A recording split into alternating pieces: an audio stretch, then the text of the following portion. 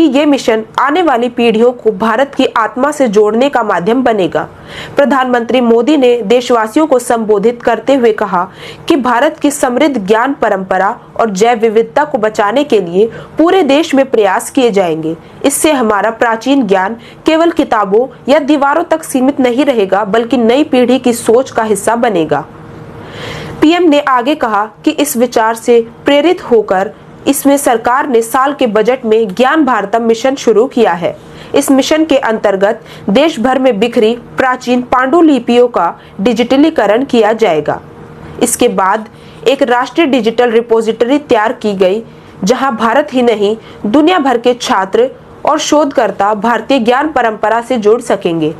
उन्होंने लोगों से इस पहल में सक्रिय भागीदारी करने की अपील की।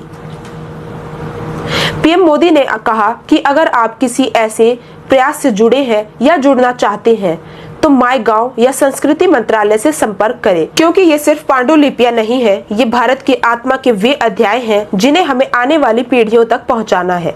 असम के प्रसिद्ध काजीरंगा नेशनल पार्क का उल्लेख करते हुए पीएम मोदी ने एक अनूठे प्रयास की सराहना की। उन्होंने बताया कि काजीरंगा, जो आमतौर पर एक सींग वाले गैंडे के लिए प्रसिद्ध है, वहां पहली बार ग्रासलैंड बर्ड सेंसस यानी ग्रास भूमि पक्षी गणना की गई है। उन्होंने कहा कि आपको ये जानकर खुशी होगी इस गणना में 40 से अधिक पक्षी प्रजातियों की पहचान की गई है, जिसमें कई दुर्लभ पक्षी भी शामिल हैं। ये सब संभव हुआ तकनीक की मदद से। टीम ने साउंड रिकॉर्डिंग डिवाइस लगाए और फिर उन ध्वनियों को एआई आर्टिफिशियल इंटेलिजेंस तकनीक के जरिए कंप्यूटर पर एनालाइज किया। इस प्रक्रिया में पक्षियों को बिना परेशान किए केवल उनकी आवाज से ही पहचान लिया गया। ये उदाहरण दिखाता है कि जब टेक्नोलॉजी और संवेदनशीलता मिलती है तो प्रकृति को समझना और भी आसान हो जाता है। शुभांशु शुक्ला की वापसी गर्व का क्षण।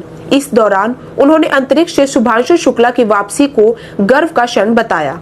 उन्होंने कहा कि बच्चों में भी विज्ञान अंतरिक्ष को लेकर एक नई जिज्ञासा पैदा हुई है। प्रधानमंत्री मोदी ने अपने संबोधन में कहा कि पिछले कुछ हफ्तों में, चाहे वो खेल हो, विज्ञान हो या संस्कृति, बहुत कुछ ऐसा हुआ है जिस पर हर भारतीय को गर्व है। हाल ही में अंतरिक्ष से शुभांशु शुक्ला की वापसी पर देश में खूब चर्चा हुई। जैसे ही शुभांशु शुक्ला सकुशल धरती पर उतरे, लोग खुशी से उछल पड़े। हर दिल में खुशी की लहर दौड़ गई, पूरा देश गर्व से भर गया। मुझे याद है जब अगस्त 2023 में चंद्रयान 3 की सफल लैंडिंग हुई थी तो देश में एक नया माहौल बना था। बच्चों में भी विज्ञान और अंतरिक्ष को लेकर एक नई जिज्ञासा पैदा हुई थी। छोटे छोटे बच्चे अब कहते हैं कि हम भी अंतरिक्ष जाएंगे, चांद पर उतरेंगे और हम अंतरिक्ष वैज्ञानिक बनेंगे। अंतरिक्ष क्षेत्र में ही 200 से ज्यादा स्टार्टअप इंस्पायर मानक योजना का जिक्र करते हुए पीएम मोदी ने कहा कि इस अभियान का नाम तो सुना ही होगा। ये बच्चों में नवाचार को बढ़ावा देने का अभियान है।